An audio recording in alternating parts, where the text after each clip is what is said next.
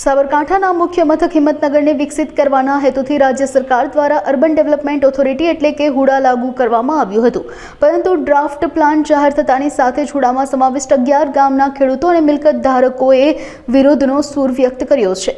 ખેડૂતો દ્વારા અત્યાર સુધીમાં 5600થી વધુ લેખિત વાંધા અરજીઓ રજૂ કરવામાં આવી છે।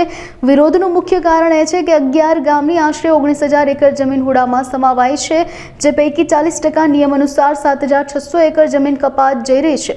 હડિયોલ ગામના અગ્રણી મહેન્દ્ર પટેલે જણાવ્યું કે તેમના ગામની 3500 એકર જમીનમાંથી 1400 એકર જમીન કપાતી હોવાથી ખેડૂતોને મોટું નુકસાન છે। હડિયોલ ગામની 2400 અરજીઓ પહોંચી ચૂકી છે। હુડાના જીઆર અને કાયદાનો અમે અભ્યાસ કરેલો છે।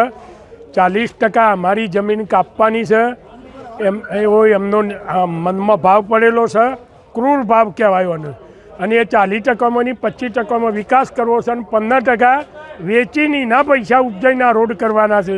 સરકારમાંથી 6 લાઈન રોડ કરવાના હોય એવું દેખાતું નથી। અમારે તો હુડા જોયા ના જોયા ને બીજી વાત નહીં। આખા ગામના જીવનનું બલિદાન આલવાની જોગવાઈ છે અને એ અમારે થવા દેવાનું।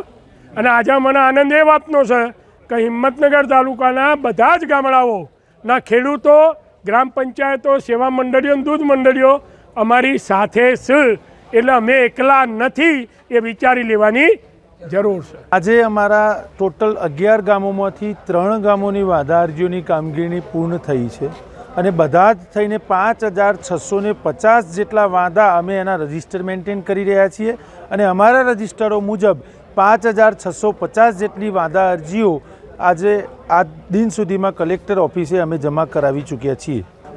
મુખ્ય ઉદ્દેશમાં વાંધા અરજીમાં હુડા રદ કરો એવો જ વાંધો મોટાભાગની અરજીઓમાં તમામ ખેડૂતોએ ઉઠાવ્યો છે કે અમને હુડા જોઈતું નથી અને હુડા રદ કરો। એના કારણો પણ ખેડૂતોએ પોતાની મૌલિક ભાષામાં દર્શાવ્યા છે કે અમને હુડા કેમ નથી જોઈતું, એ બધા જ માહિતી અંદર ભરીને ખેડૂતો પોતાની રીતે પોતાનો વાંધો રજૂ કરી રહ્યા છે।